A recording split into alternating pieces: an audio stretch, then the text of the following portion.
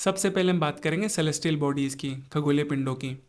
तो देखो, जब हम रात में खुले आसमान की ओर जब देखते हैं तो जो जो चीज़ें हमें शाइनी ऑब्जेक्ट्स नज़र आते हैं या फिर जो जो चीज़ें हमें चमकीली दिखाई देती हैं, उन सभी चीज़ों को सेलेस्टियल बॉडीज़ बोला जाता है, खगोलीय पिंड बोलते हैं।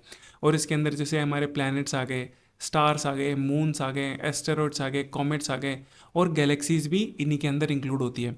और इसी चीज़ को लेकर एसएससी में 2 क्वेश्चन पूछे गए। पहले में ये बोला गया कि जो बॉडीज़ रात में ग्लो करती हैं उनको क्या बोलते हैं, उनको बोलते हैं सेलेस्टियल बॉडीज़ बोलते हैं। और दूसरा पूछा गया कि जो स्टार्स होते हैं, प्लैनेट्स होते हैं, मून्स होते हैं, वो क्या होते हैं, वो सेलेस्टियल बॉडीज़ होते हैं। अब हम बात करेंगे कि जो हमारे प्लैनेट्स हैं और जो स्टार्स होते हैं उनमें डिफरेंस क्या होता है, उनमें अंतर क्या होता है। तो देखो, मेनली 4 डिफरेंसेस हैं उनमें। उनमें पहला तो ये है कि जो स्टार्स होते हैं, जो तारे होते हैं, वो केवल और केवल गैसेस के बने होते हैं, जबकि जो प्लैनेट्स हैं वो गैसेस के भी बने होते हैं और रॉक्स के भी बने होते हैं। जैसे मैंने पार्ट 1 में बताया था कि जो सन के पास के जो 4 प्लैनेट्स हैं, कौन कौन से, mercury, Venus, earth and Mars, ये चारों प्लैनेट तो रॉक्स के बने होते हैं। जबकि जो आगे के 4 है, कौन कौन से, जुपिटर, सैटर्न, यूरेनस और नेपच्यून, ये 4 गैसेस के बने होते हैं। ओके। अब देखो, दूसरा डिफरेंस ये है कि जो स्टार्स होते हैं उनकी खुद की लाइट होती है, वो खुद की हीट होती है उनकी, और खुद की लाइट होती है, और उसी लाइट से वो चमकते हैं। मतलब वो ल्यूमिनस बॉडीज़ होती हैं स्टार्स। जबकि जो प्लैनेट होते हैं उनकी ना तो खुद की लाइट होती है, ना खुद की हीट होती है। इसी वजह से उनको नॉन ल्यूमिनस बॉडी बोला जाता है। लेकिन ये फिर भी हमको चमकते हुए दिखाई देते हैं। क्यों? दूसरे स्टार की लाइट की वजह से। जैसे हमारे जो 8 प्लैनेट्स हैं वो किसकी वजह से चमकते हुए दिखाई देते हैं? सन की वजह से। और सन भी एक स्टार है। इनमें तीसरा डिफरेंस ये है कि जो स्टार्स होते हैं, जो तारे होते हैं, वो रात में टिमटिमाते हैं, मतलब वो ट्विंकलिंग इफेक्ट शो करते हैं। जबकि प्लैनेट्स टिमटिमाते नहीं है, वो ट्विंकलिंग इफेक्ट शो नहीं करते हैं। और इनमें लास्ट डिफरेंस ये है कि जो प्लैनेट्स होते हैं उनका टेम्परेचर लो होता है, मतलब कम टेम्परेचर के होते हैं अगर स्टार से कंपेयर करें तो। और जबकि जो स्टार होते हैं उनका बहुत ही ज़्यादा हाई टेम्परेचर होता है। और ये हाई टेम्परेचर किसकी वजह से होता है? न्यूक्लियर फ्यूजन रिएक्शन की वजह से। अब हम सोलर सिस्टम में सबसे पहले सन के बारे में पढ़ेंगे। अब देखो, सन की सबसे इंपॉर्टेंट चीज़ होती है उसकी स्ट्रक्चर। और इसकी स्ट्रक्चर को हम 4 पार्ट्स में डिवाइड कर सकते हैं। कौन कौन से? कोर, फोटोस्फेयर, क्रोमोस्फेयर और कोरोना। और इसमें सबसे पहले हम देखेंगे कोर के बारे में। ये क्या होती है? ये सन का सबसे इनर हिस्सा होता है, सबसे अंदर का हिस्सा होता है, जिसको कोर बोलते हैं। और ये सन का हॉटेस्ट पार्ट होता है। मतलब जो सन का सबसे गर्म हिस्सा होता है वो कौन सा होता है? उसकी कोर होती है। और उसका टेम्परेचर कितना होता है? उसका टेम्परेचर होता है 27 मिलियन डिग्री फ़ारेनहाइट या 15 मिलियन डिग्री सेंटीग्रेड। अब हम बात करेंगे फोटोस्फेयर की। ये क्या होती है? जो सन की सरफेस होती है, जो ग्लो करती है, उसको बोलते हैं फोटोस्फेयर। और यही एग्जाम में क्वेश्चन भी पूछा गया कि जो ग्लोइंग सरफेस होती है सन की, उसको क्या बोलते हैं? उसको बोलते हैं फोटोस्फेयर। अब देखो, जो क्रोमोस्फेयर होता है वो जो सन का प्लाज्मा होता है, मतलब सन के जो सरफेस होती है उसके बाद में जो प्लाज्मा पाया जाता है उसको बोलते हैं क्रोमोस्फेयर। और लास्ट में आता है कोरोना। ये क्या होता है? ये सन का एटमॉस्फेयर होता है, मतलब प्लाज्मा के बाद में जो सन का एटमॉस्फेयर होता है उसको कोरोना बोलते हैं। और ये सन का सेकंड हॉटेस्ट पार्ट होता है, मतलब दूसरा सबसे गर्म हिस्सा होता है, किसके बाद में? कोर के बाद में। और सोलर एक्लिप्स के समय पे, मतलब सूर्य ग्रहण के समय पे, जो सन का हमको हिस्सा दिखाई देता है वो कौन सा होता है? केवल कोरोना। मतलब जो सन का जो एटमॉस्फेयर होता है वही हमको दिखाई देता है सोलर एक्लिप्स के टाइम पर। अब देखो, इसका एक और एग्जाम में क्वेश्चन पूछा गया था कि जो सरफेस टेम्परेचर होता है सन का, वो एस्टिमेटेड कितना होता है? तो उसका आंसर था 5500 टू 6000 डिग्री सेंटीग्रेड। अब हम सन को हमारे अर्थ के कॉन्टेक्स्ट में पढ़ेंगे। और उसमें सबसे पहले देखेंगे कि जो अर्थ पे जितने भी चेंजेस आते हैं वेदर के अंदर, वो आते हैं सन की वजह से।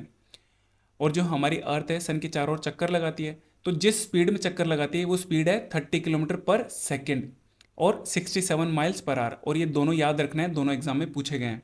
इसके अलावा जो अगर हम डिस्टेंस की बात करें, तो जो अर्थ और सन के बीच की जो डिस्टेंस है अगर किलोमीटर में देखें तो वो है 150 मिलियन किलोमीटर। और ये एवरेज डिस्टेंस है। एवरेज क्यों है इसको नेक्स्ट स्लाइड में देखेंगे। और अगर मैं टाइम में बात करूं तो टाइम है 8 लाइट मिनट्स। 8 लाइट मिनट्स का क्या मतलब हुआ कि जो हमारी सन की रेज है उसको अर्थ तक पहुंचने में अप्रॉक्सीमेटली 8 मिनट्स लगते हैं। और अगर एग्जैक्ट बात करें तो एग्जैक्ट लगते हैं 8.311 या 8 मिनट्स 20 सेकेंड्स। और ये तीनों याद रखना है, तीनों भी ऑलरेडी एग्जाम में पूछे गए हैं। फिर देखो, जो सन की साइज़ है वो अर्थ की साइज़ का 109 टाइम्स होती है। और जो सन की सरफेस पे डार्क स्पॉट्स पाए जाते हैं जिनको सन स्पॉट्स बोलते हैं। और ये एकमात्र सोलर एक्टिविटी है जिसको हम नेकेड आइट से ऑब्जर्व कर सकते हैं, मतलब उनको हमारी आंखों से देख सकते हैं। अब देखो, हमको ये तो पता होता है कि जो हमारी अर्थ है वो सन के चारों चक्कर लगाती है। लेकिन जिस पाथ में वो चक्कर लगाती है वो सर्कुलर ना होकर वो कैसा होता है? वो होता है एलिप्टिकल। और इसमें भी जो सन की पोजीशन होती है वो सेंटर में ना होकर थोड़ा साइड में रहती है। और सन की इसी पोजीशन को लेकर दो टर्म्स दिए गए, एक तो एफिलियन और एक पेरीहेलियन। अब एफिलियन क्या होता है? एफिलियन सन की वो पोजीशन है जब सन हमारी अर्थ से सबसे ज़्यादा दूरी पर रहता है, और वो दूरी कितनी है? वो है 152.1 मिलियन किलोमीटर। और ये आता कब है? ये आता है जुलाई के अंदर। और पेरीहेलियन, पेरीहेलियन सन की वो पोजीशन है जब सन अर्थ से सबसे नज़दीक में होता है, और वो डिस्टेंस कितनी होती है? वो होती है 147.1 मिलियन किलोमीटर। और ये कब आता है? ये आता है जनवरी के अंदर, 3 जनवरी के अराउंड। अब देखो जो इनकी एवरेज डिस्टेंस होती है वो कितनी होती है सन और अर्थ के बीच की? वो होती है 150 मिलियन किलोमीटर। और ये सारे जितने भी चीज़ें मैंने बताई हैं ये एसएससी में ऑलरेडी पूछी जा चुकी हैं। देखो यहाँ पे ये सारे के सारे क्वेश्चन एसएससी में पूछे गए हैं। अब देखो एसएससी में एक बहुत अजीब सवाल पूछा गया कि जो बेलीज बीट्स होते हैं उनको कब ऑब्जर्व करा जा सकता है, मतलब उनको कब देखा जा सकता है? तो उसका आंसर था टोटल सोलर एक्लिप्स के टाइम पर। सोलर एक्लिप्स के टाइम पर हमको सन का केवल एटमॉस्फेयर दिखाई देता है जिसको कोरोना बोलते हैं, लेकिन टोटल सोलर एक्लिप्स के टाइम पर सन का बहुत ही कम पार्ट दिखाई देता है, और जो भी पार्ट दिखाई देता है वो बीट्स के टाइप में दिखाई देता है इस तरह से। और इन्हीं बीट्स को सबसे पहले ऑब्जर्व करा था फ्रांसिस बेलीज ने, और उन्हीं के नाम पर इनको नाम दिया गया। अब हम बात करेंगे हमारे प्लैनेट्स की। प्रेजेंटली हमारे सोलर सिस्टम में टोटल 8 प्लैनेट्स हैं, लेकिन 2006 से पहले हमारे सोलर सिस्टम में टोटल 9 प्लैनेट्स थे। वो 9 प्लैनेट कौन सा था? वो था प्लूटो। प्लूटो का क्या हुआ? प्लूटो को अगस्त 2006 के बाद से प्लैनेट की कैटेगरी से हटा दिया। क्यों? क्योंकि किसी भी सेलेस्टियल बॉडी को प्लैनेट होने के लिए उसमें 3 कैरेक्टरिस्टिक होने चाहिए, मतलब वो 3 रूल्स को फॉलो करना चाहिए। लेकिन हुआ क्या, प्लूटो उन 3 में से एक रूल को फॉलो नहीं कर रहा था, इसी वजह से प्लूटो को प्लैनेट की कैटेगरी से हटा दिया और उसको ड्वार्फ प्लैनेट की कैटेगरी में डाल दिया। अब वो 3 रूल कौन कौन से हैं, चलिए उनको देखते हैं। किसी भी सेलेस्टियल बॉडी का प्लैनेट होने के लिए उसके पास में 3 कैरेक्टरिस्टिक्स होने चाहिए, 3 विशेषताएं होनी चाहिए।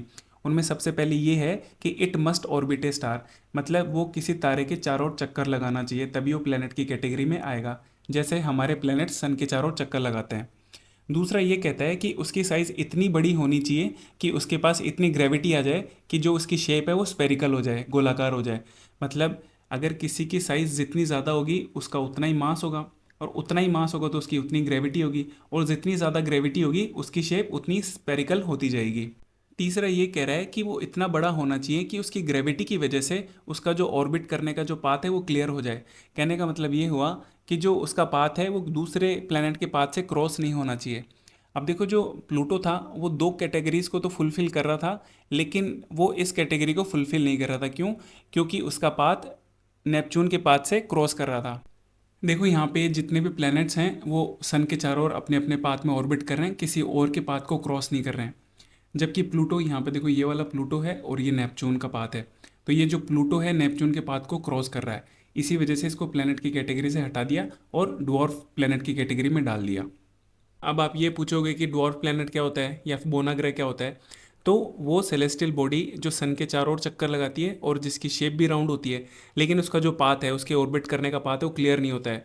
मतलब वो किसी दूसरे प्लैनेट के पाथ को क्रॉस करता है, जैसे प्लूटो कर रहा था। उसी को क्या बोलते हैं? उन्हीं सेलेस्टियल बॉडीज़ को ड्वार्फ प्लैनेट बोलते हैं। अब अगर मैं इंपॉर्टेंट ड्वार्फ प्लैनेट्स की बात करूं तो ये 5 इंपॉर्टेंट ड्वार्फ प्लैनेट्स हैं जिन पर एसएससी में क्वेश्चन पूछे गए हैं। ये हैं प्लूटो, सीरस, एरिस, होमिया और मेकमेक। और इनमें प्लूटो के बाद में सबसे इंपॉर्टेंट है सीरस। ये रेडियस की टर्म्स में सबसे छोटा ड्वार्फ प्लैनेट है और ये एस्टेरॉयड बेल्ट का पार्ट है। अब ये एस्टेरॉयड्स क्या होते हैं? वो टाइनी बॉडीज़ प्लैनेट्स और मून्स के अलावा जो सन के चारों ओर चक्कर लगाती है उनको एस्टेरॉयड्स बोलते हैं, उनको क्षुद्र ग्रह बोलते हैं। और इनकी साइज़ प्लैनेट्स की साइज़ से थोड़ा छोटी होती है। और वो एस्टेरॉयड्स जो मार्स और जुपिटर के बीच में पाए जाते हैं उनको एस्टेरॉयड बेल्ट बोलते हैं। और जो सीरस है वो इसी एस्टेरॉयड बेल्ट का पार्ट है, और सीरस इस एस्टेरॉयड बेल्ट का सबसे बड़ा एस्टेरॉयड है। मतलब जो सीरस है वो रेडियस के टर्म्स में तो सबसे छोटा ड्वार्फ प्लैनेट है, और अगर मैं एस्टेरॉयड्स बेल्ट की बात करूँ तो ये सबसे बड़ा एस्टेरॉयड है। अब अगर हम प्लूटो की बात करें तो अगस्त 2006 के बाद में इसको ड्वार्फ प्लैनेट की कैटेगरी में डाल दिया गया था। और इस पे 2 क्वेश्चन पूछे गए कि जो चेरोन है वो किसकी नेचुरल सैटेलाइट है, तो वो है प्लूटो की। और एक और क्वेश्चन पूछा गया कि 2006 से पहले हमारे सोलर सिस्टम का कोल्डेस्ट प्लैनेट कौन सा था, तो कोल्डेस्ट प्लैनेट था हमारा प्लूटो। और अभी कौन सा है? अभी है यूरेनस। ये वो क्वेश्चंस हैं जो एसएससी में ड्वार्फ प्लैनेट्स पे पूछे गए हैं। पूछा ये गया कि एक ड्वार्फ प्लैनेट जो मेन बेल्ट में पाया जाता है, मतलब एस्टेरॉयड बेल्ट में पाया जाता है, वो कौन सा है? वो है सीरस। ये रेडियस के टर्म्स में सबसे छोटा ड्वार्फ प्लैनेट है और एस्टेरॉयड बेल्ट का सबसे बड़ा एस्टेरॉयड है। फिर पूछा कि होमिया, मेकमेक और सेरेस क्या है, ये ड्वार्फ प्लैनेट्स है। अब देखो डेफिनेशन पे भी क्वेश्चन पूछा गया कि वो सेलेस्टियल बॉडीज जो सन के चारों ओर चक्कर लगाती हैं और जो राउंड शेप में हो और जिनका जो पाथ है वो भी क्लियर ना हो और वो मून ना हो, तो वो क्या कहलाती हैं, वो कहलाते हैं ड्वार्फ प्लैनेट्स। फिर ये पूछा गया था कि इनमें से कौन सा एक ड्वार्फ प्लैनेट है। तो देखो नेपच्यून एक प्लैनेट है, ये एक सैटेलाइट है, ये आ गया हमारा ड्वार्फ प्लैनेट एरिस। अब हम बात करेंगे हमारे प्लैनेट्स की। देखो हमारे सोलर सिस्टम में टोटल 8 प्लैनेट्स हैं। कौन कौन से हैं वो है मरकरी, वीनस, अर्थ, मार्स, जुपिटर, सैटर्न, यूरेनस और नेपच्यून, जिनको हिंदी में बोलते हैं बुध ग्रह, शुक्र ग्रह, पृथ्वी, मंगल, बृहस्पति, शनि, अरुण और वरुण। अब देखो यहाँ पे 2 बेल्ट भी दिखा रखे हैं, एक तो एस्टेरॉयड बेल्ट जो मार्स और जुपिटर के बीच में पाया जाता है, दूसरा है कुइपर बेल्ट। ये कुइपर बेल्ट पे एक क्वेश्चन पूछा गया कि जो कुइपर बेल्ट है वो कौन से प्लैनेट के ऑर्बिट के बाहर पाया जाता है, तो वो है नेपच्यून, मतलब नेपच्यून प्लैनेट के ऑर्बिट के बाहर पाया जाता है कुइपर बेल्ट। और यहाँ पे देखो ड्वार्फ प्लैनेट्स भी दिखा रखे हैं, प्लूटो जो नेपच्यून के बाहर है और उसके पास में एक नेचुरल सैटेलाइट भी दिखा रखी है चेरोन। इसके अलावा मेकमेक भी दिखा रखा है और जो एरिस है वो कुइपर बेल्ट के बाहर है। फिर आते हैं सेरेस, और ये जो सेरेस है ये एस्टेरॉयड बेल्ट का पार्ट है। अब देखो हमारे प्लैनेट्स को 2 कैटेगरीज में बांटा गया है। जो एस्टेरॉयड बेल्ट के लेफ्ट हैंड साइड में है उनको बोला गया इनर प्लैनेट्स, आंतरिक ग्रह, और जो एस्टेरॉयड बेल्ट के राइट हैंड साइड में है उनको बोला गया आउटर प्लैनेट्स, बाहरी ग्रह। इनर प्लैनेट्स में 4 प्लैनेट्स आते हैं, मरकरी, वीनस, अर्थ और मार्स, और ये चारों प्लैनेट रॉक्स के बने होते हैं। इसी वजह से इनको टेरेस्ट्रियल प्लैनेट्स भी बोलते हैं, स्थलीय ग्रह भी बोलते हैं। और जो आउटर प्लैनेट्स में 4 प्लैनेट आ गए, कौन कौन से, जुपिटर, सैटर्न, यूरेनस और नेपच्यून, और ये चारों प्लैनेट गैसेस के बने होते हैं। इसी वजह से इन चारों प्लैनेट्स को गैस जाइंट्स भी बोलते हैं। ओके, और इन चारों प्लैनेट्स को जोवियन प्लैनेट्स भी बोलते हैं। अब हम इन प्लैनेट्स के बारे में बेसिक बेसिक चीज़ें देखेंगे, बाकी इनको डिटेल में एक एक करके भी देखेंगे आगे। सबसे पहले हम बात करेंगे मरकरी की, बुध ग्रह की। ये हमारे सोलर सिस्टम का सबसे स्मॉलेस्ट प्लैनेट है, सबसे छोटा ग्रह है, और ये सन के सबसे नज़दीक में भी है। अब सन के सबसे नज़दीक में है तो सन के चारों ओर चक्कर लगाने के लिए इसको सबसे कम दूरी तय करनी पड़ेगी। अब ये सबसे कम दूरी तय करेगा तो इसको सबसे कम टाइम भी लगेगा इसके चारों ओर चक्कर लगाने में, तो वो टाइम है 88 डेज़। मतलब जो मरकरी का रेवोल्यूशन पीरियड है वो कितना है, 88 डेज़ है।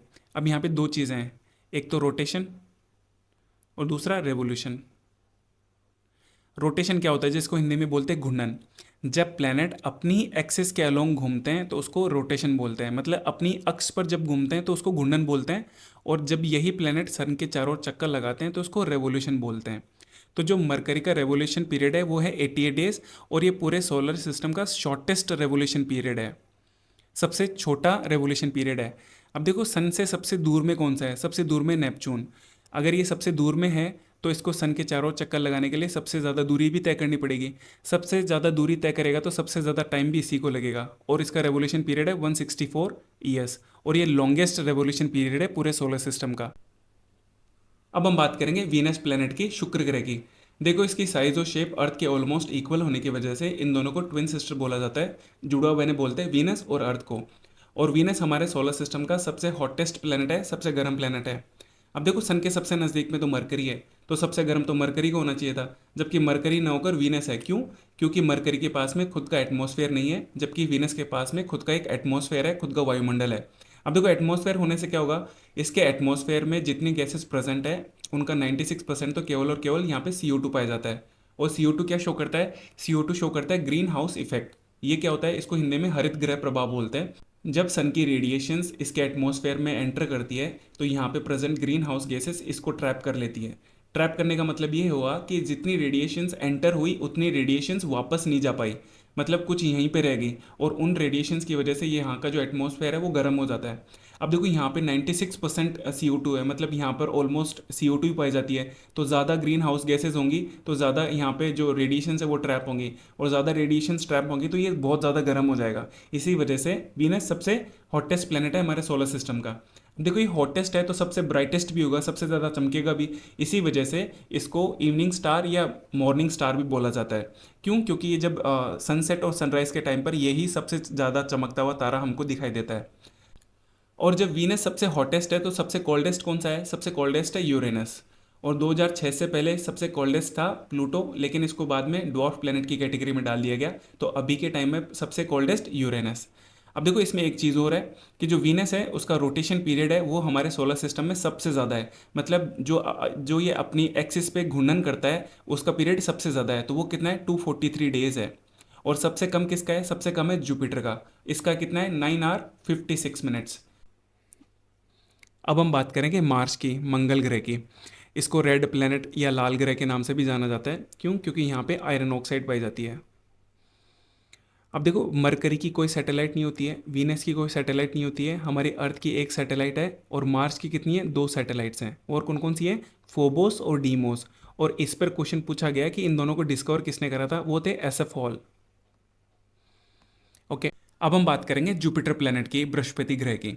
ये हमारे सोलर सिस्टम का लार्जेस्ट प्लेनेट है, सबसे बड़ा प्लेनेट है। सबसे छोटा कौन सा है? वो है मरकरी। अब देखो अगर पूरे सोलर सिस्टम में अगर मैं साइज़ की बात करूं तो ये जो 4 प्लैनेट्स हैं ये सबसे बड़े हैं साइज़ के अंदर, और ये 4 प्लैनेट सबसे छोटे हैं। और इन प्लैनेट्स में भी अगर साइज़ की बात करूं तो सबसे बड़ा जुपिटर है, उसके बाद में सैटर्न है, उसके बाद में यूरेनस है, और उसके बाद में नेपच्यून है। मतलब जो सीक्वेंस इनका ऑर्डर है सन के डिस्टेंस से, वही सीक्वेंस इनका साइज़ का भी है। फिफ्थ पे कौन आता है? फिफ्थ पे आता है हमारी अर्थ। तो फिफ्थ पे आ गई हमारी अर्थ, और देखो अर्थ और वीनस की साइज़ और शेप ऑलमोस्ट इक्वल है, तो सिक्स पे कौन आएगा? वीनस आ जाएगा। फिर मरकरी सबसे छोटा है तो ये एट्थ पे है, और तो बचा कौन सा? मार्स, ये सेवन्थ पे आ जाएगा। तो यहाँ पे कौन सा आएगा? वीनस आएगा, फिर मार्स आएगा, और फिर आएगा मरकरी। तो ये होगी इनकी साइज का ऑर्डर। अब देखो ये लार्जेस्ट प्लेनेट है सोलर सिस्टम का, तो इसका मास भी ज़्यादा होगा। तो इसी के मास को लेकर क्वेश्चन पूछा गया एग्जाम में कि जो जुपिटर का मास है वो सन के मास का कितना गुना है? तो उसका आंसर था 1/1000 टाइम्स। कहने का मतलब ये हुआ कि सन के मास का 1/1000 भाग जुपिटर के मास के बराबर है। और अगर इसको मैं अगर अदर प्लेनेट के मास से कंपेयर करूं तो जुपिटर का मास अदर प्लेनेट के मास का 2.5 टाइम्स है। ओके, अब देखो जो इसकी सैटेलाइट है वो हमारे सोलर सिस्टम में सबसे ज़्यादा सैटेलाइट्स है। कितनी है? प्रेजेंट टाइम में इसकी है 95, और ये चेंज होती रहती है। चेंज होने का मतलब है कि जैसे जैसे साइंटिस्ट को इनकी सैटेलाइट्स मिलती जाती है इनका नंबर बढ़ता जाता है। अभी कुछ दिनों पहले सैटर्न की सबसे ज़्यादा थी, लेकिन प्रेजेंट टाइम पर जुपिटर की सबसे ज़्यादा है, और वो है 95। अब हम बात करेंगे सैटर्न की, शनि ग्रह की। ये हमारे प्लेनेट का सेकंड लार्जेस्ट प्लेनेट है, दूसरा सबसे बड़ा ग्रह है। और इसका मेन फीचर है इसकी रिंग्स। देखो रिंग्स तो और भी प्लैनेट्स के हैं, लेकिन उनकी रिंग्स क्लियरली विजिबल नहीं है, और सैटर्न की रिंग्स क्लियरली विजिबल है। और ये रिंग्स टोटल कितनी है? 7। और इसी को लेकर एग्जाम में क्वेश्चन भी पूछा गया कि ये जो रिंग्स हैं उनको फर्स्ट टाइम क्लियरली डिस्क्राइब किसने करा था? वो थे क्रिश्चियन ह्यूसन। अब हम बात करेंगे यूरेनस की। ये हमारे सोलर सिस्टम का कोल्डेस्ट प्लेनेट है, सबसे ठंडा ग्रह है। और इसकी खास बात ये है कि ये अपनी एक्सिस का 98 डिग्री टिल्टेड है। जिस तरह से हमारी अर्थ है 23.5 डिग्री टिल्टेड है अपनी एक्सिस का, उसी तरीके से ये 98 डिग्री टिल्टेड है। और इसीलिए ये ऐसा फील करवाता है कि ये रोटेट नहीं कर रहा है, ये रोल कर रहा है, लुढ़क रहा है। इसी वजह से इसको लोटा हुआ ग्रह या a planet on it side बोलते हैं इसको। और लास्ट में आता है नेपच्यून। ये हमारे सोलर सिस्टम का सबसे विंडीएस्ट प्लैनेट है। विंडीएस्ट प्लैनेट का मतलब ये हुआ कि यहाँ पर जो हवाएं चलती हैं वो पूरे सोलर सिस्टम में सबसे स्ट्रॉन्ग होती हैं। अगर मैं अर्थ से कंपेयर करूँ तो जितनी स्ट्रॉन्ग अर्थ पर हवाएं चलती हैं उनका 9 गुना ज़्यादा नेपच्यून में चलती हैं। ओके, अब देखो यहाँ पर पूरे प्लैनेट्स की बेसिक बेसिक चीज़ें मैंने बता दी। अब इनको जो चीज़ें रह गई, जो क्वेश्चन एग्जाम में पूछे गए, उनको एक एक स्लाइड में भी देख लेते हैं इनको। अब देखो यहाँ पे जो जो चीज़ें ब्लू इंक में लिखी हुई हैं वो सारी एग्जाम में पूछी गई हैं, इसी वजह से मैंने उनको हाईलाइट करने के लिए ब्लू इंक में लिखा है। अब मरकरी की बात करें तो ये हमारे सोलर सिस्टम का स्मॉलेस्ट प्लैनेट है, सन के सबसे नज़दीक में भी है, और इसकी कोई सैटेलाइट भी नहीं है। मरकरी और वीनस दो ऐसे प्लैनेट है जिनकी कोई सैटेलाइट नहीं होती है, बाकी सबकी सैटेलाइट होती हैं। और यहाँ पे कोई एटमॉस्फेयर भी नहीं होता है। एटमॉस्फेयर नहीं होता है, लेकिन फिर भी यहाँ का टेम्परेचर बहुत ज़्यादा हो जाता है दिन के अंदर, और रात के अंदर इतना ठंडा हो जाता है कि यहाँ का टेम्परेचर माइनस में भी हो जाता है। और इस प्लैनेट का जो रिवोल्यूशन टाइम है, सन के चारों ओर चक्कर लगाने का जो टाइम है, वो सबसे कम है, और वो कितना है? 88 डेज है। सबसे कम इसलिए है क्योंकि इसको कम दूरी तय करनी पड़ती है सन के नज़दीक होने की वजह से। अब हम बात करेंगे वीनस की। देखो वीनस को ऑरेंज प्लैनेट के नाम से भी जाना जाता है। क्यों? क्योंकि यहाँ पर सल्फ्यूरिक एसिड के क्लाउड पाए जाते हैं, और सल्फ्यूरिक एसिड का जो कलर होता है वो कैसा होता है? वो ऑरेंज होता है। इसी वजह से ये जो प्लैनेट है ये ऑरेंज प्लैनेट के नाम से भी जाना जाता है। और इसका रोटेशन पीरियड हमारे सोलर सिस्टम में सबसे ज़्यादा है। मतलब अपनी एक्सिस पे जब ये घूमता है तो इसको सबसे ज़्यादा टाइम लगता है, और वो टाइम है 243 डेज। अब देखो सबसे ज़्यादा टाइम लगता है तो मतलब ये धीरे धीरे घूमता है, तो सबसे स्लोएस्ट पेस है इसकी अपनी एक्सिस के अलोंग घूमने की। और इसकी कोई नेचुरल सैटेलाइट भी नहीं है, जैसे मैंने बताया मरकरी और वीनस की। अब देखो दो प्लैनेट ऐसे हैं, एक तो वीनस और एक यूरेनस। दोनों प्लैनेट बाकी अदर प्लेनेट के अपोजिट साइड घूमते हैं, बाकी अदर प्लेनेट घूमते हैं वेस्ट टू ईस्ट, और जबकि ये दोनों घूमते हैं क्लॉकवाइज डायरेक्शन में ईस्ट टू वेस्ट। तो आपको ये ध्यान में रखना है। कौन कौन से प्लेनेट? वीनस और यूरेनस। वीनस को अर्थ की ट्विन बोला जाता है क्योंकि दोनों की साइज और शेप ऑलमोस्ट सेम है, और इसको मॉर्निंग स्टार, इवनिंग स्टार और लूसीफर के नाम से भी जाना जाता है। ये इंपॉर्टेंट, ये एग्जाम में पूछा गया है।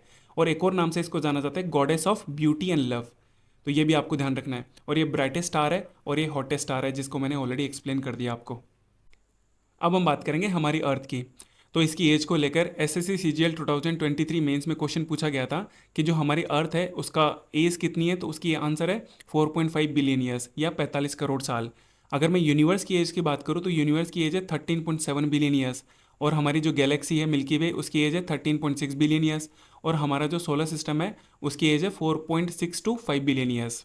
अब अगर हम रेडियस की बात करें तो हमारी अर्थ की रेडियस है 6371 किलोमीटर, और हमारी अर्थ की रेडियस इक्वेटर पे ज़्यादा होती है क्योंकि यहाँ पे थोड़ी बल्ज होती है और पोल्स पे फ्लैट होती है, और फ्लैट होने की वजह से यहाँ की जो रेडियस है वो कम होती है और इक्वेटर पे ज़्यादा होती है।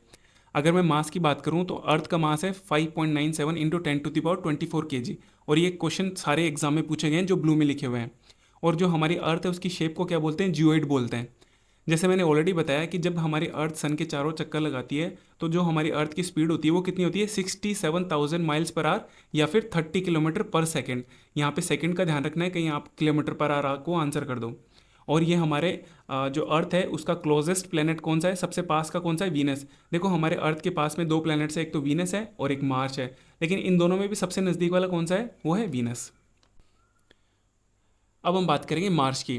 देखो मार्स का रोटेशन पीरियड है 24.6 आवर्स, मतलब अपनी एक्सिस पे जब ये घूर्णन करता है तो उसको टाइम लगता है 24.6 आवर्स। इसके अलावा आपको तीन प्लैनेट्स के और याद रखने हैं। एक तो हमारी अर्थ का जो रोटेशन पीरियड है वो कितना है? 24 आवर्स है। और मार्स का भी इसीलिए एग्जाम में पूछा गया क्योंकि इसका जो रोटेशन पीरियड है अर्थ के ऑलमोस्ट इक्वल है। इसके अलावा दो हैं, एक तो वीनस जिसका सबसे ज़्यादा रोटेशन पीरियड है वो कितना है? 243 डेज।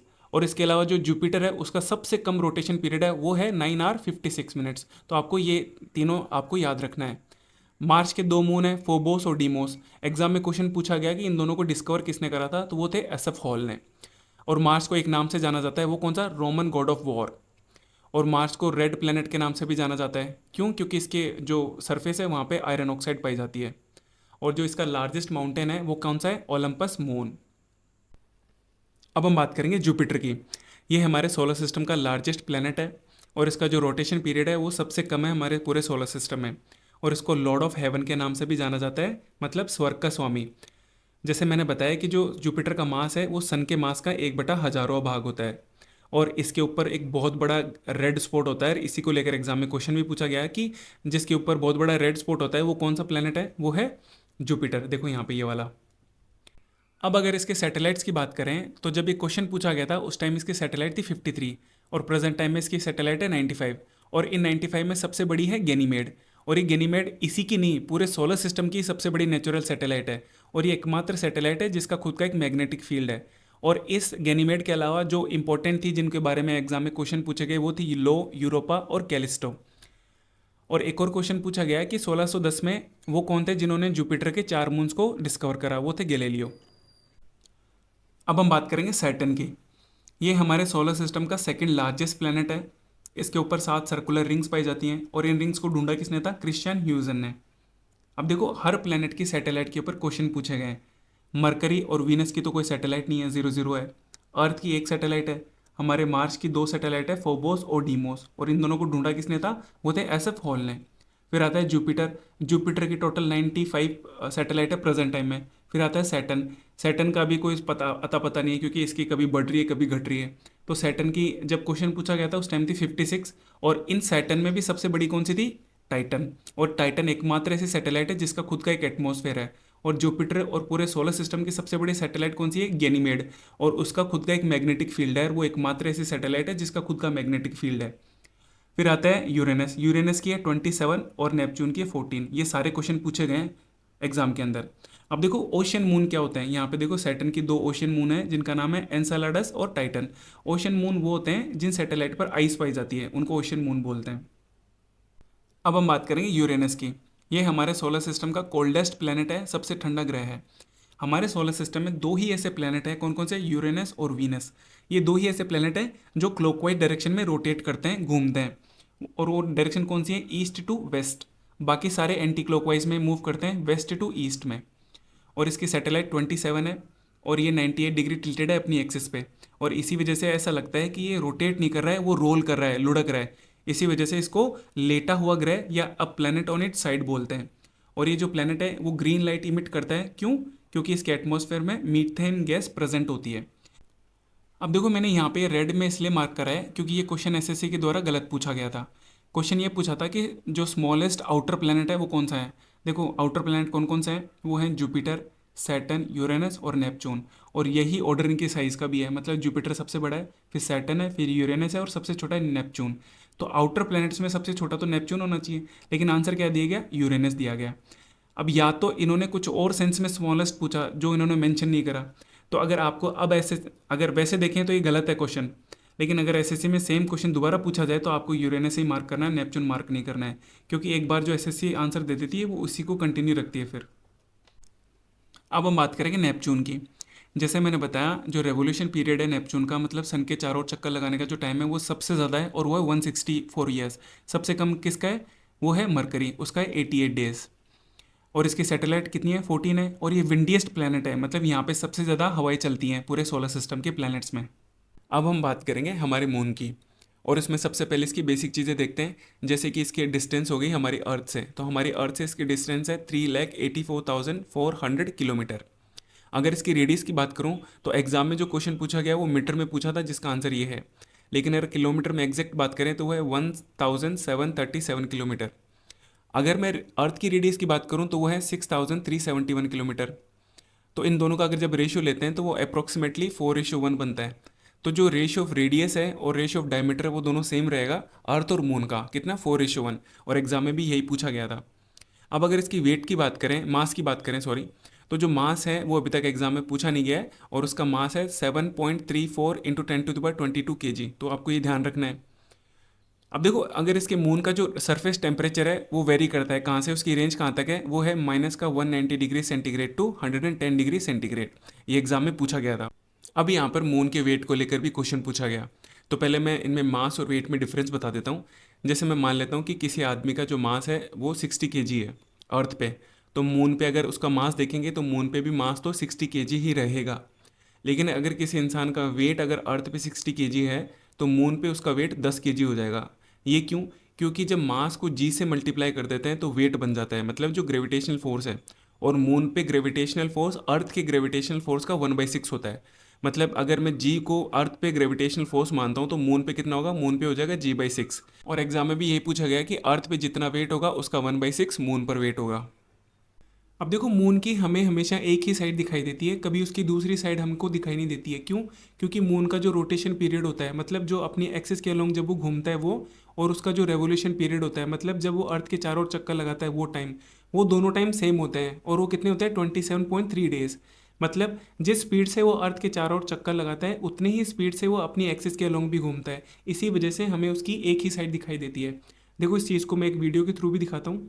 अब देखो जब हम अर्थ से मून को देखेंगे तो हमको मून को वही हिस्सा दिखाई देगा जो मैंने येलो लाइन से मार्क कर रखा है, क्योंकि उसके रोटेशन और रेवोल्यूशन पीरियड का जो टाइम है वो सिंक कर रहा है, मतलब सेम रह रहा है। और जो मून का रोटेशन है वो अर्थ के ग्रेविटेशनल फोर्स की वजह से भी स्लो डाउन हो रहा है, मतलब धीरे हो रहा है, और ये हमको ध्यान में रखना है। अब देखो एक चीज़ हो रहा है मून में कि मून के चारों ओर एक गैस का एनवलप बना हुआ है, गैस का एक आवरण बना हुआ है, जिसको लूनार एक्सोस्फेयर बोलते हैं। और इसी को लेकर एग्जाम में क्वेश्चन भी पूछा गया था ये। अब हम बात करेंगे लूनार एक्लिप्स की, चंद्र ग्रहण की। इसमें दो चीज़ें होती हैं, एक तो न्यू मून जिसको अमावस्या बोलते हैं, और दूसरा फुल मून जिसको पूर्णिमा बोलते हैं। अब देखो न्यू मून की सिचुएशन कब आती है कि जब हमारा मून सन और अर्थ के बीच में आ जाए तो न्यू मून की सिचुएशन बनती है। कैसे, पहली चीज़ तो ये कि जो हमारा मून है वो हमारे अदर प्लैनेट्स की तरह एक नॉन ल्यूमिनस बॉडी है। अभी नॉन ल्यूमिनस बॉडी क्या होता है कि इनकी खुद की लाइट नहीं होती है, वो खुद से नहीं चमकते हैं, लेकिन जब सन की लाइट इन पे गिरेंगी तो वो चमकने लगेंगे। तो होता यह है कि जब सन की रेस मून पे गिरती है तो जो सन फेसिंग हिस्सा है वो तो चमकता है, लेकिन जो अर्थ फेसिंग हिस्सा होता है वहाँ पे सन की लाइट नहीं गिरती है तो वो नहीं चमकता है, वो अंधेरे में रहता है। इसी वजह से जब हम अर्थ से मून को देखते हैं तो वो मून हमको दिखाई नहीं देता है। इसी सिचुएशन को न्यू मून या अमावस्या बोलते हैं। और फुल मून की सिचुएशन तब बनती है कि जब हमारी अर्थ सन और मून के बीच में आ जाती है। इसमें होता ही है कि जो अर्थ फेसिंग हिस्सा होता है वहाँ पे सन की लाइट गिरती है और वो चमकने लगता है। तो जब हम अर्थ से मून को देखते हैं तो मून हमको दिखाई देता है। इसी चीज़ को फुल मून या पूर्णिमा बोलते हैं। अब हम बात करेंगे मून को लेकर जो प्रीवियस ईयर में क्वेश्चन पूछे गए उनके। तो पहला क्वेश्चन ये है कि दो कॉन्जिक्यूटिव न्यू मून के बीच में जो टाइम पीरियड होता है वो कितना होता है। मतलब अगर आज न्यू मून डे है तो नेक्स्ट न्यू मून डे कितने दिनों बाद में आएगा, तो वो आएगा 29.5 डेज बाद में। फिर पूछते हैं कि जो इल्यूमिनेटेड साइड है मून की, अगर वो सन फेस करे और अगर नाइट साइड अगर अर्थ फेस करे तो वो कौन सी होगी। अगर देखो नाइट साइड अगर अर्थ फेस कर रही है मतलब हमको मून का कोई हिस्सा ही नहीं दिखाई दे रहा है, तो वो कौन सी सिचुएशन होती है, वो होती है न्यू मून या अमावस्या की। अब देखो एक साइकिल चलती है, न्यू मून के 15 दिन बाद में क्या आता है, फुल मून आता है, और फुल मून के 15 दिन बाद में क्या आता है, न्यू मून आता है। तो इसी को लेकर दो क्वेश्चन पूछे गए थे ये वाले। अब देखो यहाँ पे मून की फेजेस दिखा रखी हैं। मान लेते हैं कि आज न्यू मून है मतलब अमावस्या का दिन है, और 15 दिन बाद में हमें फुल मून दिखाई देगा। तो इन 15 दिनों में अगर हम मून को अर्थ से ऑब्जर्व करें तो मून की जो साइज़ है वो धीरे धीरे हमें बढ़ती हुई दिखाई देगी, और 15 दिन बाद में हमें पूरा मून दिखाई देगा। तो ये जो फेज़ है जिसमें मून की साइज़ बढ़ रही है उसको क्या बोलेंगे, वैक्सिंग फेज़ बोलते हैं। और फुल मून के 15 दिन बाद में फिर से न्यू मून बनेगा। मतलब अगर इन 15 दिनों में अगर मून को ऑब्जर्व करें तो मून की जो साइज़ है वो धीरे धीरे घटती जाएगी, और 15 दिन बाद में हमें मून अर्थ से दिखाई नहीं देगा। तो इसी फेज़ को बोलते हैं वेनिंग फेज़, जिसमें मून की साइज़ घटती है। अब इसी चीज़ को मैं एक वीडियो के थ्रू भी दिखाता हूँ आपको। अब यहाँ पे फुल मून की सिचुएशन है, मतलब अगर हम अर्थ से मून को देखेंगे तो हमें मून पूरा दिखाई देगा। लेकिन जैसे जैसे मून अर्थ के चारों चक्कर लगाएगा वैसे वैसे जो मून का हिस्सा है जो हमारे अर्थ से दिख रहा है वो धीरे धीरे कम होने लगेगा। तो इस फेज़ को क्या बोलते हैं, इसको वेनिंग फेज़ बोलते हैं। और फुल मून के 15 दिन बाद में न्यू मून बनेगा, मतलब हमारी अर्थ से मून का कोई भी हिस्सा दिखाई नहीं देगा। और न्यू मून के बाद में जैसे जैसे मून हमारे अर्थ के चारों ओर चक्कर लगाएगा वैसे वैसे जो मून का हिस्सा है वो हमारे अर्थ से दिखाई देने लगेगा। देखो यहाँ पे, तो इस फेज़ को क्या बोलते हैं, इसको वैक्सिंग फेज़ बोलते हैं। और इसी को लेकर एग्जाम में क्वेश्चन भी पूछे गए। देखो यहाँ पे, जैसे फुल मून के 14 डेज तक जिसको वेनिंग फेज बोलते हैं उसमें मून कैसा हो जाता है, उसमें मून थिनर और फेड होने लगता है, मतलब पतला और फीका पड़ जाता है। फिर पूछता है कि जो न्यू मून के बाद में जो मून का वो हिस्सा जो अर्थ को दिखाई देता है वो कैसा होता है, वो धीरे धीरे बढ़ने लगता है। और फुल मून के बाद में जो हिस्सा हमको अर्थ से दिखाई देता है वो कैसा होने लगता है, डिक्रीज होने लगता है। अब हम बात करेंगे सोलर एक्लिप्स की, सूर्य ग्रहण की। ये कब आता है, जब सन और अर्थ के बीच में हमारा मून आ जाता है तो उसको सोलर एक्लिप्स बोलते हैं, सूर्य ग्रहण बोलते हैं। अब देखो अगर अर्थ के इस हिस्से से अगर हम सन को देखेंगे तो हमें सन का कोई भी हिस्सा नहीं दिखाई देगा, और अगर इस हिस्से से देखेंगे तो हमें सन का कुछ हिस्सा ही दिखाई देगा। तो ये जो एरियाज हैं उनको शेडो रीजन्स बोला जाता है। और इन्हीं शेडो रीजन्स को लेकर एसएससी में क्वेश्चन पूछा गया कि जब सोलर और लूनार एक्लिप्स होता है तो अर्थ पे जो शेडोज पड़ती हैं वो कितने टाइप्स की होती हैं। तो वो 3 टाइप्स की होती हैं। कौन कौन सी, एक तो उम्ब्रा, एक पेनुम्ब्रा और एक अंतुम्ब्रा। ये क्या क्या होता है उनको देखते हैं। यहाँ पे मैं 3 शेडो रीजन दिखा रखे हैं। पहला तो ये शेडो का डार्केस्ट रीजन होता है जिसको उम्ब्रा बोलते हैं। अगर इस रीजन से हम सन को देखेंगे तो हमें सन का कोई भी हिस्सा नहीं दिखाई देता है। दूसरा रीजन है ये जो लेस डार्क होता है जिसको पेनुम्ब्रा बोलते हैं। अगर इस रीजन से हम सन को देखेंगे तो हमें सन का सिर्फ इतना सा हिस्सा दिखाई देगा, बाकी का हिस्सा अंधेरे में रहेगा। तीसरा रीजन है जो उम्ब्रा के बाद से शुरू होता है जिसको बोलते हैं अंतुम्ब्रा, और इस रीजन में सन का जो मिडिल पार्ट है वो हमें नहीं दिखाई देता है, बाकी जो आउटर पार्ट है वो केवल वही दिखाई देता है। अब और इन्हीं शेडो रीजन से एसएससी में क्वेश्चन भी पूछे गए। कौन कौन से, देखो यहाँ पे क्वेश्चन ये पूछा गया कि वो रीजन कौन सा है जहाँ से लाइट पूरी तरह से ब्लॉक हो जाती है, उसको क्या बोलते हैं, उम्ब्रा बोलते हैं। जैसे अभी मैंने बताया कि उम्ब्रा सबसे डार्केस्ट रीजन होता है, और उस रीजन से अगर हम सन को देखेंगे तो सन हमें बिल्कुल अंधेरे में दिखाई देगा, कुछ भी नहीं दिखाई देगा उसका। क्यों, क्योंकि पूरी लाइट को ब्लॉक कर लेता है। एक और क्वेश्चन पूछा गया कि वो कौन सा रीजन है जहाँ पे मून कंप्लीटली सन को कवर कर लेता है, तो वो है उम्ब्रा। मतलब अगर उस एरिया से देखेंगे तो हमें सन दिखाई नहीं देगा, जो मून होता है वो कंप्लीटली कवर कर लेगा उसको। और पेनुम्ब्रा के बारे में पूछा गया कि ये कैसा होता है, ये एक लेस डार्क पार्ट होता है शैडो का। अब हम बात करेंगे एस्टेरॉइड्स की, शुद्ध ग्रह की। तो ये वो सेलेस्टियल बॉडीज होती हैं, स्टार, प्लैनेट्स और सैटेलाइट्स के अलावा जो सन के चारों ओर चक्कर लगाती हैं उनको एस्टेरॉइड्स बोलते हैं, शुद्ध ग्रह बोलते हैं। और ये ऑलमोस्ट प्लैनेट्स की तरह होती हैं लेकिन साइज में इनसे थोड़ी छोटी होती हैं। और जितनी भी अपने सोलर सिस्टम में एस्टेरॉइड्स पाए जाते हैं उनमें से मोस्टली एस्टेरॉइड बेल्ट में पाए जाते हैं, जो कि मार्स और जुपिटर के बीच में होते हैं। देखो यहाँ पे ये है मार्स का ऑर्बिट और ये है जुपिटर का ऑर्बिट। तो इन दोनों ऑर्बिट्स के बीच में जो टाइनी बॉडी सन के चारों ओर चक्कर लगाती हैं उनको एस्टेरॉयड बेल्ट बोलते हैं। और इस बेल्ट का जो सबसे बड़ा एस्टेरॉयड है वो कौन सा है, सीरस है। और ये कि डॉर्फ प्लैनेट भी है और रेडियस के टर्म्स में ये सबसे छोटा डॉर्फ प्लैनेट है। अब हम बात करेंगे मेटेरॉइड्स की, उल्कापिंडों की। देखो जब दो एस्टेरॉइड्स आपस में टकराते हैं तो टकराने की वजह से इनके कुछ पार्ट्स अलग हो जाते हैं और ये छोटे छोटे पार्ट्स या तो सन के चारों ओर चक्कर लगाते हैं या स्पेस में ऐसे ही फ्लोट करते रहते हैं। तो इन्हीं छोटे पार्ट्स को मेटेरॉइड्स बोलते हैं, उल्कापिंड बोलते हैं। और इन्हीं पे एक क्वेश्चन पूछा गया था कि जो स्मॉल पीसेज होती है रॉक्स की जो सन के चारों ओर चक्कर लगाती है उनको क्या बोलते हैं, उनको मेटेरॉइड्स बोलते हैं। देखो यहाँ पे एस्टेरॉइड से जो पार्ट टूटकर अलग हुआ उसको मीटेरॉइड्स बोलते हैं। और यही मीटेरॉइड्स जब स्पेस में फ्लोट करते करते अर्थ के पास पहुंच जाते हैं तो ये अर्थ के ग्रेविटेशनल फोर्स की वजह से अर्थ के एटमॉस्फेयर में एंटर करते हैं। तो जब ये अर्थ के एटमॉस्फेयर में एंटर करते हैं तो उन्हीं मीटेरॉइड्स को मीटियोर बोलते हैं। और ये जो अर्थ की जो एटमॉस्फेयर की मीजोस्फेयर लेयर है वहाँ पे जाके ये बर्न हो जाते हैं, जल जाते हैं। लेकिन कभी कभी क्या होता है कि ये पूरी तरीके से जल नहीं पाते हैं और यही मीटियोर अर्थ की सरफेस पे जाके टकरा जाते हैं। तो इन्हीं मीटियोर को मीटियोराइट बोला जाता है। अब आपको डिफरेंस समझ में आ गया होगा कि जो एस्टेरॉइड से टूटकर जो पार्ट अलग हुआ, जो सन के चारों ओर चक्कर लगाया या जो स्पेस में फ्लोट हुआ, उसको तो मीटियोराइट बोलेंगे। लेकिन यही जब मीटियोराइट अर्थ के एटमॉस्फेयर में एंटर करा तो उसको मीटियोर बोलेंगे। और वो जब अर्थ के एटमॉस्फेयर में पूरी तरीके से बर्न नहीं हुआ और वो अर्थ की सरफेस पे जाके टकराया तो उसको मीटियोराइट बोलेंगे। और इसको लेकर एग्जाम में दो क्वेश्चन पूछे गए कि जो मीटियो शावर है जिनका नाम, एक का नाम है क्वाड्रेंटिड्स और दूसरे का लिरिड्स, ये कब दिखाई देते हैं अर्थ से। तो ये जो क्वाड्रेंटिड्स है ये दिसंबर या जनवरी में दिखाई देता है और जो लिरिड्स है वो अप्रैल में दिखाई देता है। अब हम बात करेंगे कॉमेट्स की, धूमकेतुओं की। ये आइस और रॉक्स की बनी हुई छोटी बॉडीज होती हैं जो सन के चारों ओर चक्कर लगाती हैं, उनको कॉमेट्स बोलते हैं, धूमकेतु बोलते हैं। और इनको cosmic snowball of frozen gases भी बोलते हैं या जमी हुई गैसों के ब्रह्मांडीय स्नोबॉल बोलते हैं इनको। अब जो ये वर्ड कॉमेट है वो एक ग्रीक वर्ड है जिसका मतलब है लॉन्ग हेड स्टार, मतलब लंबे बालों वाला तारा। अब इनमें होता क्या है कि जब ये कॉमेट सन के पास से निकलते हैं तो इनके अंदर प्रेजेंट जो आइस और जो गैसेज है वो हीटअप होने लगती है और इनके गर्म होने की वजह से इनके अंदर एक टेल का फॉर्मेशन होता है जिसकी डायरेक्शन सन के ऑपोजिट होती है। अब इनमें सबसे फेमस कॉमेट है जिसका नाम है हेलिस कॉमेट। इसको लेकर एसएससी में बहुत सारे क्वेश्चन भी पूछे गए हैं और ये हर 75 टू 76 ईयर्स बाद में अपीयर होता है। लास्ट टाइम जब ये अपीयर हुआ था वो टाइम था 1986 और ये नेक्स्ट टाइम कब अपीयर होगा, 2061 के अंदर। अब हम बात करेंगे कॉमेट्स पे पूछे गए क्वेश्चंस की। देखो ये तो डेफिनेशन पे क्वेश्चन पूछा गया और ये तीन हेलीज कॉमेट पे क्वेश्चन पूछे गए हैं। इनमें क्वेश्चन पूछा गया कि जो एडमंड हेली है उन्होंने एक पब्लिश करी थी a synopsis of astronomy of comets, तो वो कब करी थी 1705 के अंदर। फिर पूछा गया कि जो अपने सोलर सिस्टम का डार्केस्ट और लीस्ट रिफ्लेक्टिव ऑब्जेक्ट है वो कौन सा है, वो कौन सा है, हेलीज कॉमेट। फिर क्वेश्चन पूछा गया इसकी पीरियोडिसिटी को लेकर, मतलब ये हेलीज कॉमेट है वो कितने साल बाद में दिखाई देता है, तो वो हर 75 टू 70 ईयर्स बाद में दिखाई देता है। अब हम बात करेंगे कॉन्स्टलेशन की, नक्षत्रों की। देखो जब अलग अलग ग्रुप ऑफ स्टार मिलकर जब एक पैटर्न बनाते हैं तो उसको क्या बोलते हैं, कॉन्स्टलेशन बोलते हैं, नक्षत्र बोलते हैं।